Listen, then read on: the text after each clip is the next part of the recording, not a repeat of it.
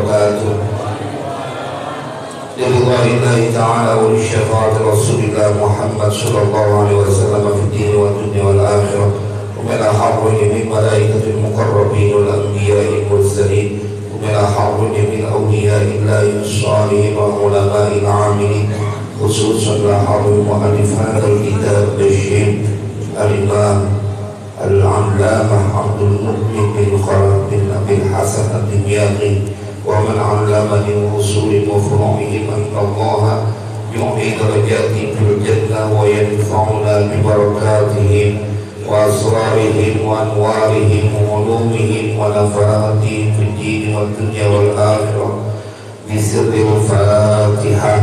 أعوذ بالله من الشيطان الرجيم. بسم الله الرحمن الرحيم. الحمد لله رب العالمين الرحمن الرحيم مالك يوم الدين إياك نعبد وإياك نستعين اهدنا الصراط المستقيم صراط الذين أنعمت عليهم غير المغضوب عليهم ولا الضالين. Amin. Kita baca Fatihah sekali lagi dengan asrar keberkahan, kedudukan, kemujizatan dari surat Al-Fatihah. Semoga Allah ampuni semua dosa dan kesalahan kita. Allah ampuni dosa dan kesalahan orang tua kita. Allah pelihara diri kita, keluarga kita, anak keturunan kita, harta benda kita dari semua kejahatan makhluknya. Allah mudahkan semua urusan kita. Allah sampaikan semua hajat dan maksud kita. Allah sembuhkan semua penyakit yang ada pada diri kita, yang zahir maupun yang batin. Bismillahil Fatihah. A'udzu billahi minasyaitonir rajim. Bismillahirrahmanirrahim. Alhamdulillahi rabbil alamin arrahmanir rahim maliki yaumiddin. Iyyaka na'budu wa iyyaka nasta'in ihdinas siratal mustaqim صراط الذين أنعمت عليهم غير المغضوب عليهم ولا الضالين. رب اغفر لي ولوالدي وللمؤمنين آمين. Halaman 315. Bismillahirrahmanirrahim. Alhamdulillahi rabbil alamin. Allahumma shalli wa sallim ala sayyidina Muhammad wa ala ali sayyidina Muhammad. Amma ba'du. Faqala Syekhul Mu'allif rahimahullahu ta'ala وعدم النفع به وببركات علومه وبكم في الدين والدارين آمين. ثواب من قضى حوائج إخوانه المسلمين.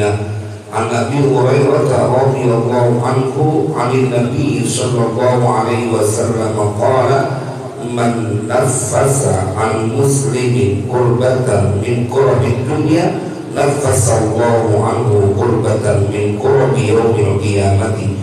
ومن يسر على محسن يسر الله عليه في الدنيا والآخرة.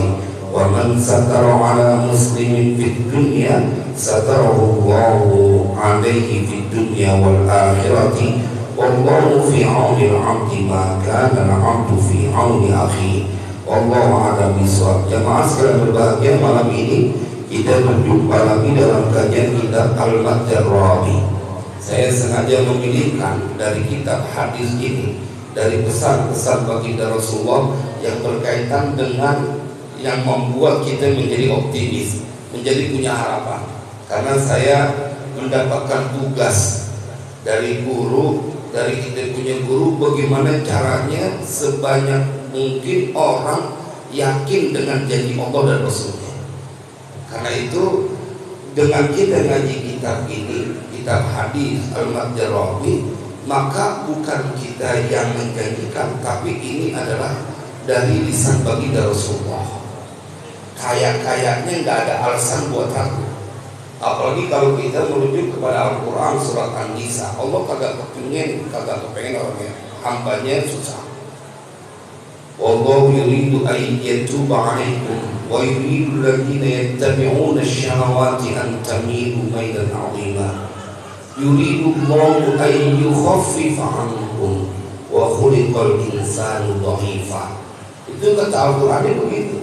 Allah itu kepengen memberikan maaf kepada hambanya, menerima taubat hambanya.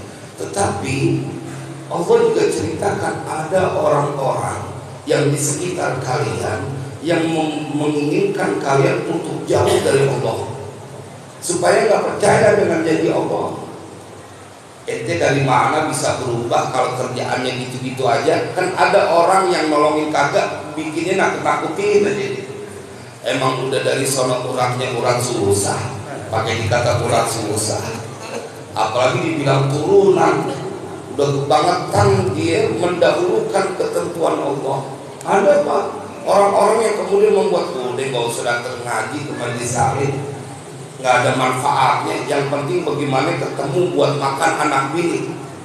Dia lupa bahwa nanti kita akan ngaji Bapak, di kajian ini ada sesuatu yang akan membuat engkau memperoleh pahala melebihi dari orang yang beriktikaf selama 10 tahun. Jadi iktikaf di masjid nggak keluar-keluar 10 tahun. Nanti kita akan ngaji bahwa ada amalan yang bisa untuk melampaui itu, supaya hadir terus keyakinan. Wallahu yuridu Allahu an yukhaffif ankum. Allah menginginkan supaya Allah memberikan keringanan kepada kalian.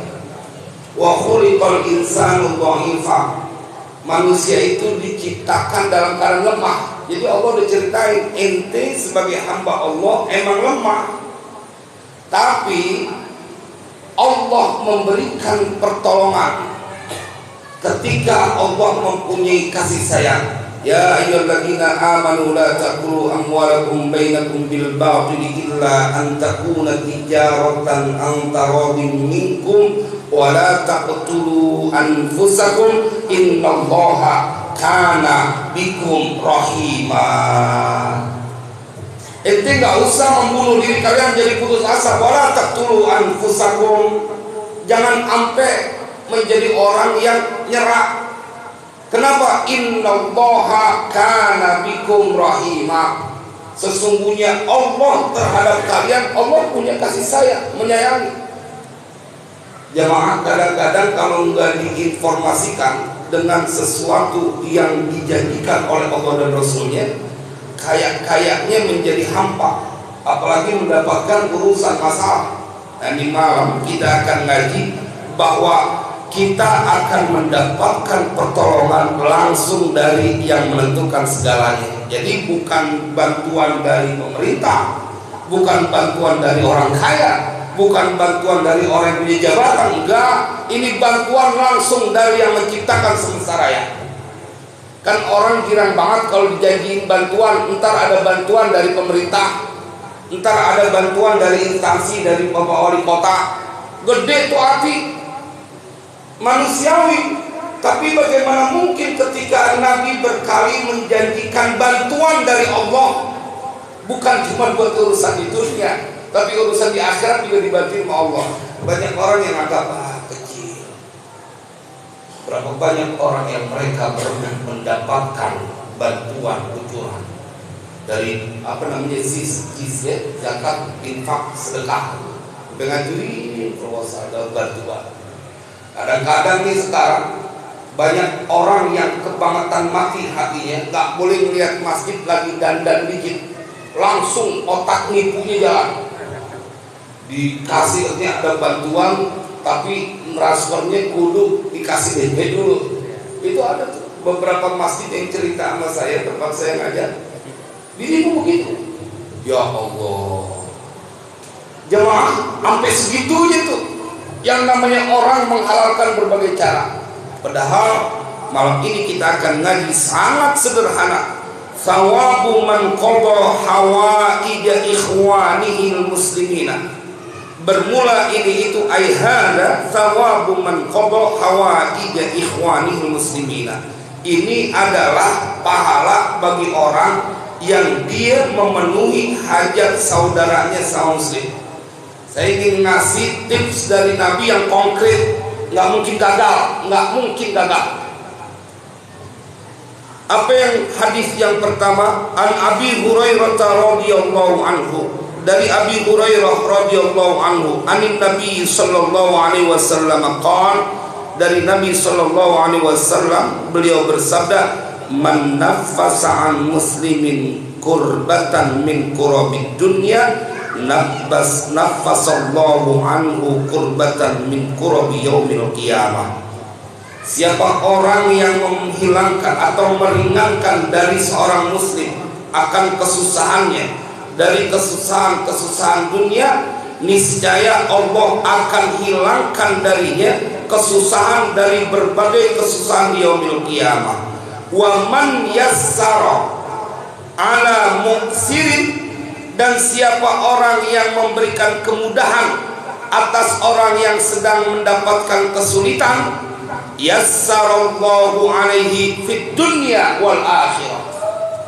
Niscaya Allah, karena menjadi fi'il jawab, niscaya Allah akan memudahkan atas orang tersebut dalam urusannya di dunia dan di akhirat. Ini diriwayatkan oleh Imam Abi Hurairah, oleh sahabat Nabi Abi Hurairah, dan termaktub dalam kitab Sahih Muslim, termaktub dalam Sunan Abi Daud, dalam Sunan Tirmidzi, Sunan Ibnu Majah, termaktub dalam Musnad Imam Ahmad. Bukan cuma satu riwayat, tetapi ini yang disampaikan oleh Nabi Shallallahu Alaihi Wasallam adalah sesuatu yang tidak boleh tidak terjadi. Makanya disebut bahwa ada yang namanya hadis yang dia disebut hadis qudsi, ada yang disebut hadis yang dari Nabi Shallallahu Alaihi Wasallam hadis basyariyah, yakni karena Nabi yang mengucapkan. Tapi kan yang Nabi ucapkan adalah wahyu, wahyu yang diwahyukan. Saya ingin mengajak kepada kita semuanya yang hadir di Majlis Ta'lim Al-Marzuqiyah, ayo dong kita jalani nih, sekali-kali percaya dengan apa yang disampaikan oleh baginda Rasulullah. Kan ada orang yang mencegah, Pak, lu pakai nolongin orang lain, urusan lu aja dulu lu rapiin, pakai orang lain dipikirin. Padahal kadang-kadang saudara, yaitu saudara lu, tapi kan udah nafsi-nafsi, udah masing-masing punya keluarga. Dia tahu saudaranya dalam keadaan susah. Setan tidak pernah menginginkan manusia mendapatkan pertolongan dari Allah. Dia cegah, jangan, biarin, dia ada bapaknya, dia ada emaknya, lagi lu mosok jadi pahlawan kesiangan gitu. Padahal jemaah sekalian berbahagia, saat engkau menolong orang lain, hakikatnya engkau menolong untuk dirimu, bukan cuma di dunia. Nah, malam ini saya ingin menguatkan, emang kalau ngaji motivasi kudu meledak-ledak supaya kita menjadi orang yang optimis. Karena kalau kita menjadi orang yang pesimis, kayak nggak punya Tuhan gitu. Ini lihat janji dari baginda Rasulullah SAW, wa man yassara ala mu'sirin yassarallahu alaihi fid dunya wal akhirah. Siapa orang yang memudahkan dari orang yang mendapatkan sedang dalam kesulitan, maka Allah akan memudahkan urusannya di dunia dan di akhirat. Makanya kemarin Kiai, saya pada saat ke Istana 6, pada saat ngurusin gitu ya, ngurusin sesuatu yang berkaitan dengan pesantren, kemudian saya ngajak teman turun ke bawah. Begitu, cuma mau lihat doang, tapi tiba-tiba ada geretak di hati. Karena itu hari Selasa. Tiba-tiba saya bilang panggilin tukang, ada orang situ, panggilin tukang. Panggilin ada, ukur Bang. Udah besok hari Rebo gali pondasi buat bangun masjid. Kalau kata tukangnya besok. Ini gali pondasi masjid 15 kali 20. Kalau ini berapa? 10, 15 kali 20. Langsung ukur, ambil tali, ambil meteran, kita ngukur. Kalau kata tukangnya, emang beneran nih mau bangun pondasi masjid? Beneran, karena kita ngaji di ta'lim segala sesuatu yang diawali di hari Rabu nggak mungkin nggak Allah tolongin. Segala perbuatan yang diawali di hari Rabu, kita ngaji ta'lim itu akan diberikan pertolongan oleh Allah. Bab tentang keyakinan. Makanya besok pagi-pagi saya kudu ke sono bawa sekalian tukang gambar. Jadi udah saya bikin pondasi digali. Saya bilang ke tukang gambar udah digali, udah. Entar tinggal gambar menyesuaikan pondasi. Saya bilang gitu. Saya belajar dari beliau gambar masjid yang ada di pikiran gitu. Belajar. Jamaah sekalian yang berbahagia, Ini bab tentang keyakinan. Kalau yang bersabda adalah baginda Rasulullah, maka siapa yang membuat engkau menjadi berkeyakinan ada orang lain yang lebih baik daripada Rasulullah? Gak ada. Tolongin saudara lagi susah, ente bakalan ditolongin sama Allah di dunia dan di akhirat. Karena saya perlu pilihkan materi ini supaya kita nggak jadi orang yang hidupnya nafsi-nafsi. Kan dibuat kebanggaan tuh, sekarang mah emak kagak ada, bapak kagak ada, udah nafsi-nafsi. Jangan begitu, ente bakalan susah keblangsak kalau kagak peduli sama orang lain. Kenapa? Nggak ada alasan Allah untuk membantu engkau dari lantaran kau biarkan saudaramu dalam kesusahan. Jemaah, biar kita ngaji ada sesuatu yang kita kudu amalin. Tolongin saudara, maka engkau akan mendapatkan pertolongan kemudahan dari Allah Subhanahu wa Ta'ala. Ya kan nggak mesti dengan materi. Kalau kita nggak punya, ada saudara gitu mau ada hajatan, mau ada acara, mau ada sunatan, kita datang, kita bantuin nyuci piringnya, kita bantuin bebenahnya. Saudara girang, tapi yang kau anggap itu sederhana, cuma tenaga doang, maafin ya, kita bantuinnya cuma tenaga doang, kita nganggap sederhana. Tapi menurut hadis yang kita kaji malam ini, yang termaktub dalam Sahih Muslim dan berbagai kitab musnad lainnya atau kitab hadis lainnya, maka engkau melakukan sesuatu yang sangat besar. Engkau akan mendapatkan kemudahan dari Allah di dunia dan di akhirat. Karena belakangan Pak, di zaman sekarang orang mulai begitu. Kalau dulu si guyubnya berasa betul tuh, kalau ada yang punya acara dulu masih kuat bawain apa namanya itu. Dan kalau misalnya di rantang gitu ada bawa-bawaan, kalau di daerah Bekasi sih masih berjalan tuh, jalan dia bawa. Dia tahu tuh nggak seberapa, tapi dia pengen girangin hati saudaranya yang punya hajat, yang punya acara. Dia pengen nyenengin orang yang kalau didatangin sama saudaranya nggak berasa sendirian. Oh sedih banget. Kita suka ketemu ada orang, Ustadz bagus antum datang, kita berasa kayak gak punya saudara. Kita punya saudara nggak pada open.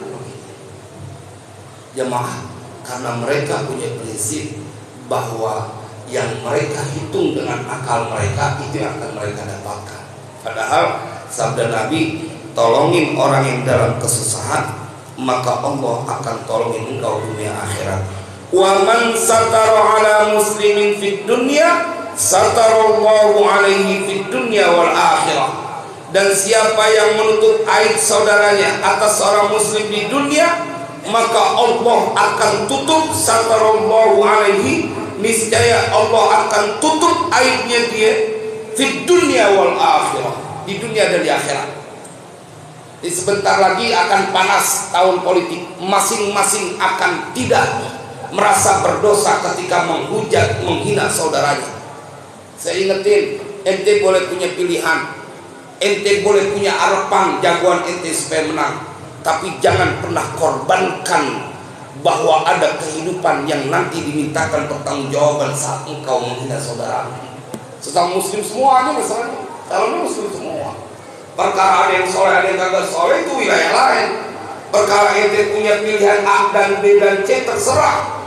Tapi yang paling penting adalah jangan kau korbankan sampai aibmu dibuka oleh Allah karena kau buka aib saudara.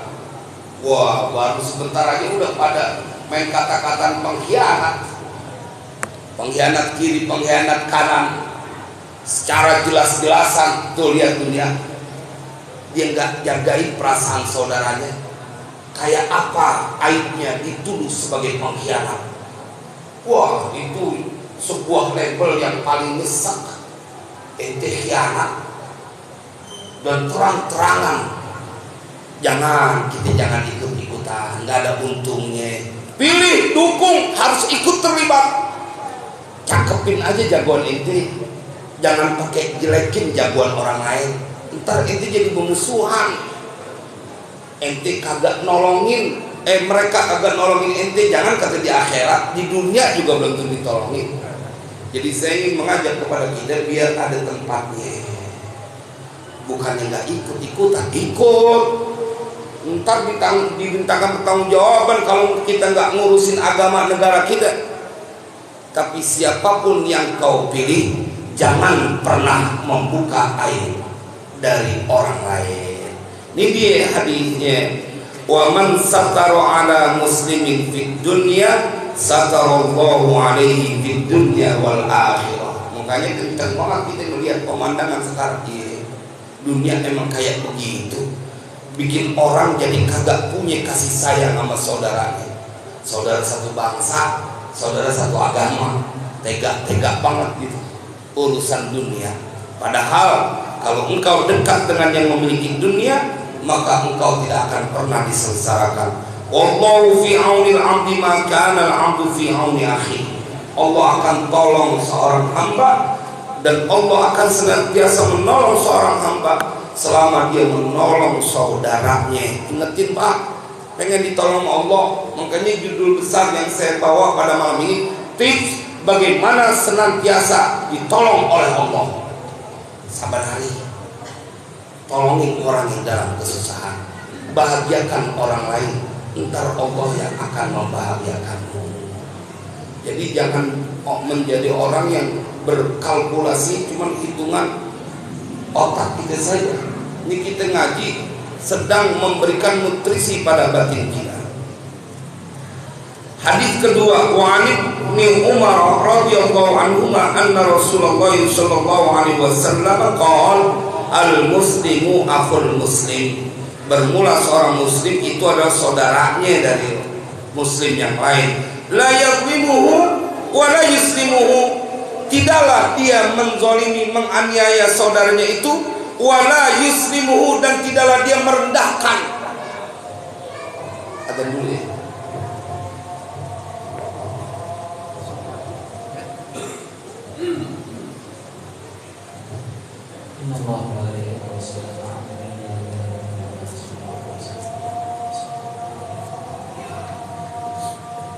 Allahu Akbar, Allahu Akbar, Allahu Akbar, Allahu Akbar. Asyhadu an la ilaha illallah.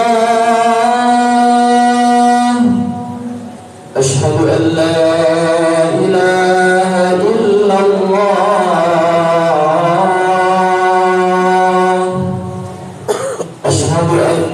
Muhammadar Rasulullah.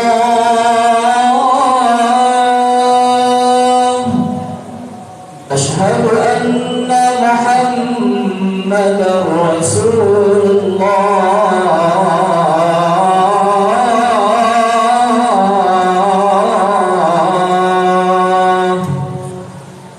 Hayya 'alas shalah.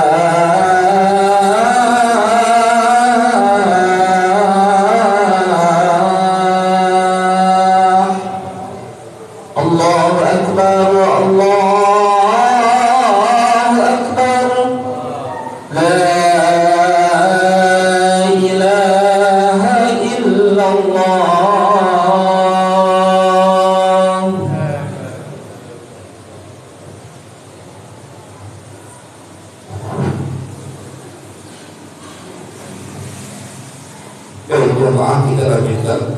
Al-muslimu akhul muslim, la yadhlimuhu wa la yuslimuhu.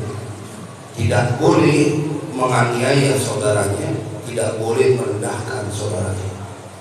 Karena bukannya ini sesuatu yang yang nggak terjadi. Dalam Al-Quran diceritakan tuh Qabil Mahabil kayak gimana bu saudara, sampai dimatiin tuh adanya. Nabi Yusuf kayak apa tuh, dikeroyok sama abang-abangnya, dibuang ke dalam sumur. Itu saudara, urusan apa? Urusan dunia. Belakangan saya dapat cerita, ini bisa nyata dekat. Seorang kiai cerita sama saya, dulu saat saya kerjanya sama kebo, makan kebo ini bisa nyata. Ketika kita ngangon kebo tuh, saban kita ngangon kebo, melewati rumah seorang perempuan yang dermawan banget, tangannya enteng banget. Itu kalau misalnya kita lagi ngangon kebo ini, beliau langsung yang ngerasain. Itu kalau kita ngangon kebo, dia suka keluar. Kemudian bilang, "Tol, lu udah pada nyarap apa belum?" Dulu zaman itu nyarap agak jadi suatu barang yang mahal, istimewa, nggak kayak sekarang. Kalau sekarang mau makanan banyak. Dia bersama teman-temannya bilang, belum nyarap cik, karena jaraknya jauh umurnya. Kan budaya Betawi kalau misal biar karena nggak ada hubungan kan kejauhan umurnya manggilnya kencing. Jemaah, itu setiap pagi Ustaz, saya dikasih makan nasi goreng. Anak kecil tempo itu, jangan kata anak kecil, yang tua juga kalau ketemu ada orang yang baik kayak begitu, biar mau jalan kemana juga dia belok ke situ dulu. Ini ada orang baik banget. Itu hampir tiap hari. Satu waktu Ustaz, ini kiai yang cerita, orang yang biasa ngasih makan itu nggak ada. Ditungguin, ini kagak ada yang growing, kagak keluar, mana perut lagi lapar, biasanya dia kasih. Akhirnya dilongok. Apa yang terjadi? Ternyata ibu itu atau perempuan itu gantung diri. Gantung diri, dia lihat gantung diri, ada kursi ditendang, terus dia gantung diri. Tapi ini nggak masuk akal. Orang yang dermawan nggak boleh Pak mati hina. Kan kalau gantung diri matinya hina, dan itu suul khotimah. Nggak mungkin ketemu orang yang dermawan matinya dalam keadaan hina, nggak mungkin. Akhirnya diusut punya usut, karena waktu itu masih sedikit, dianggap dia gantung diri dah secara hukum. Tapi ini orang-orang sekitar penasaran, nggak mungkin orang baik banget masa matinya gantung diri. Kira-kira lah, nggak ada ceritanya. Akhirnya diusut punya usut, dia matinya bukan gantung diri tapi digantung. Terkesannya kayak gantung diri. Diusut punya usut, ternyata yang nyuruh itu adalah abang kandungnya. Abang kandung. Jemaah, sebabnya apa? Karena nih abang kandungnya, dia punya kebun, udah mulai berkurang, tinggal dikit. Adiknya yang perempuan kagak punya anak. Nah, dia kan pinter secara fikih, dia kan ngewarisin tuh kalau saudara dia nggak punya anak. Cuma dia mikir juga, kan umur tuaan gua, mati bisa duluan gua, kagak dapet nih. Dia kagak sabar. Akhirnya dia nyuruh orang yang disuruh itu sampai ini masih hidup orangnya. Cuman maaf, dia punya mata udah busuk sebelah. Dia cerita, disuruh sama abangnya, kemudian dia menjelang akhir hayatnya, matinya dalam keadaan hina, dia oleng setengah PA gitu, kemudian ketabrak di stasiun kereta api Pondokopi, ditabrak.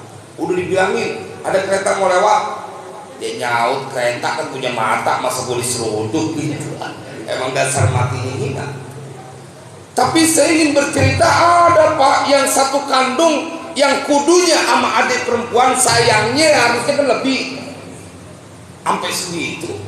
Kenapa kemudian Nabi SAW mengingatkan sesama muslim saudara, apalagi kalau udah politik, ya Rabb, bagaimana caranya supaya dibuka aibnya, direkayasa supaya dia masuk ke dalam penjara. Jahat gak tuh manusia? Jahat kok. Jahat. Itu sebab dunia tuh. Al muslimu akhul muslim la yadhlimu wa la yuslimu. Man kana fi hajati akhihi kana Allah fi hajatihi. Siapa orang yang dia pada hajatnya, kebutuhan saudaranya, Allah yang akan juga terlibat dalam kebutuhannya.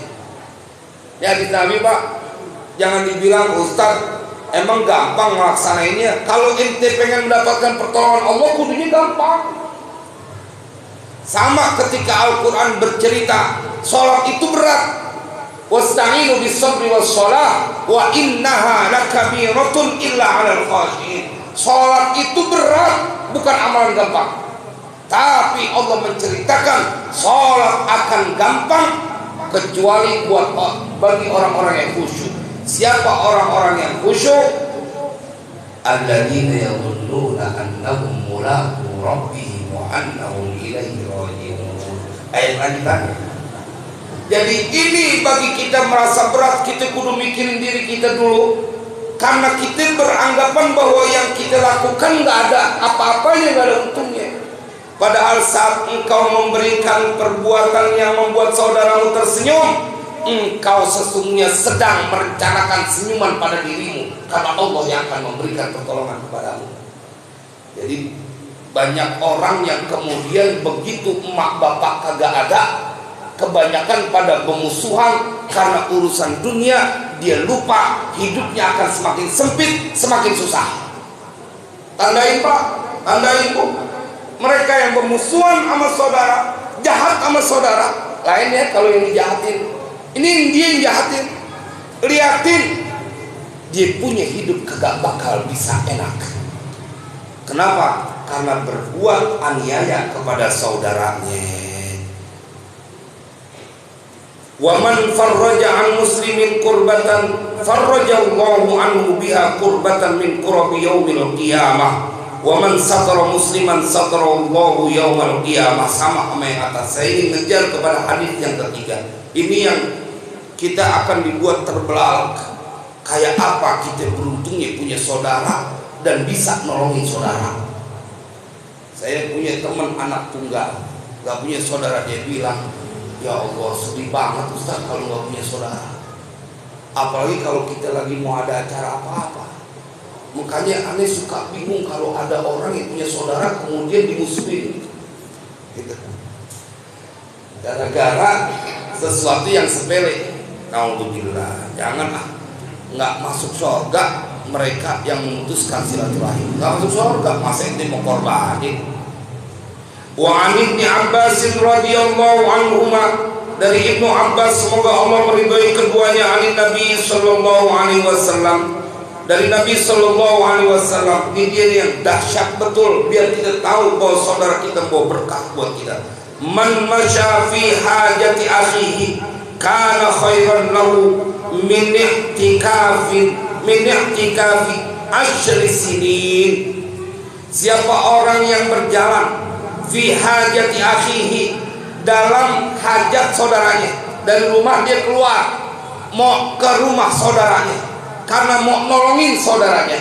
Man masya fi hajati akhihi, dia jauh datang ke Depok misalnya, mau nengokin abangnya, mau nengokin adenya yang lagi punya urusan, dia pengen tolongin. Perjalanan yang dia lakukan itu fi hajati akhihi, apa yang disampaikan oleh Nabi, kana khairan lahu min i'tikafi asyri sinin, bahwa perbuatannya itu adalah bagi dia lebih baik baginya daripada i'tikaf 10 tahun. Sallu ala Nabi. Itu lihat punya saudara, i'tikaf 10 tahun. Kita duduk dari maghrib sampai isya aja, orangnya itu aja.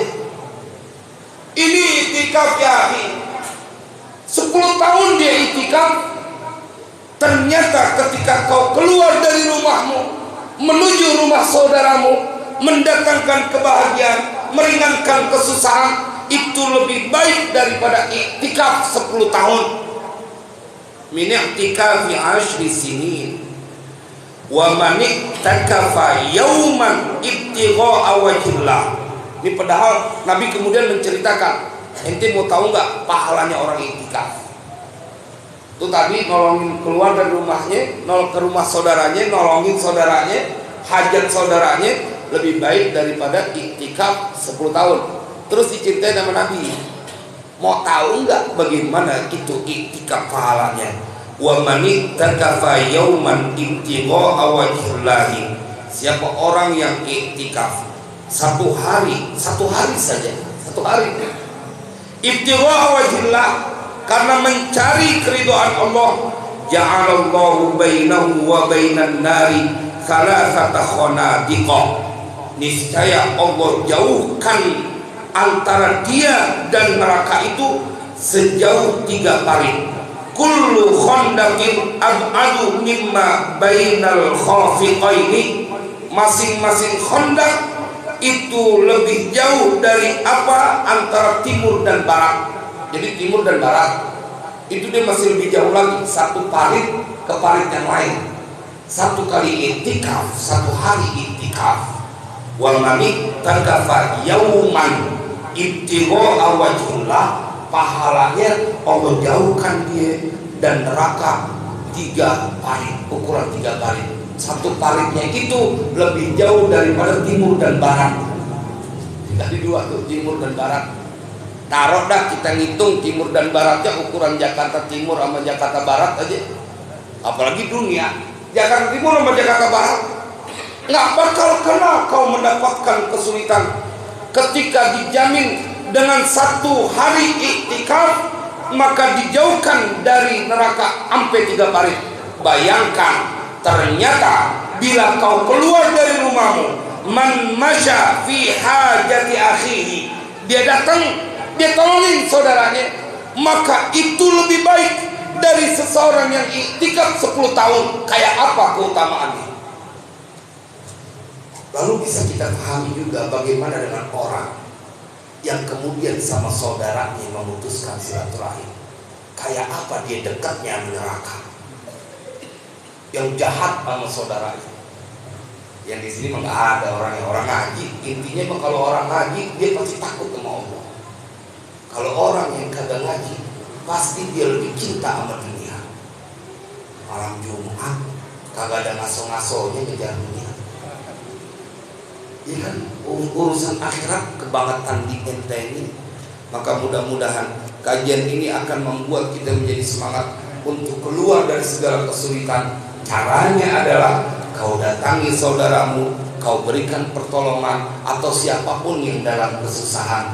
Jangan dimusuhin, kudu disayangin, kudu ditolongin. Kita semua bersaudara. Emak bapak boleh kagak ada, tapi ente bersaudara, satu perut. Saya perlu sampaikan ini kayak karena berapa banyak saya melihat ngulik banyak betul sih. Hatinya kencang-kencang banget sama saudaranya. Ada istilah patah hati sampai mati. Waliyahulillah. Dia korbanin itu hidup yang panjang. Pada saat di alam kubur dia korbanin hidup yang kekal gara-gara nurutin hawa nafsu. Makanya ngaji ke Al-Marzuqiyah, insya Allah hati empuk. Baca surat Yasin, baca Raqibul Haddad, baca tahlil. Kan yang kagak demen baca Yasin, yang kagak demen baca Raqibul Haddad, yang kagak demen tahlil, kagak demen zikir, hatinya pasti kayak batu. Kalis dia menasehat. Mudah-mudahan ini menjadi manfaat buat kita semuanya. Bismillahirrahmanirrahim. Alhamdulillahirabbil alamin. Allahumma shalli wa sallim ala sayyidina Muhammad wa ala ali sayyidina Muhammad. Allahumma ya Rabbana birahmatika wa bijahi nabiyyikal Mustafa wa bijahi awliyaika wa bijahi muallif hadzal kitab. Ya Allah, sahil umurana wa umur auladina wa dhurriyyatina wa talamidina wa man ahsana ilaina wa man awsana bid du'a wa man lahu haqqun alaina. Ya Maulana hasil maqasidana wa maqasidahum warfa' darajatina wa darajatihim fid din wa dunya wal akhirah. Wa sallallahu ala sayyidina Muhammadin wa ala alihi wa sahbihi wasallam. Walhamdulillahirabbil alamin. Assalamualaikum warahmatullahi wabarakatuh.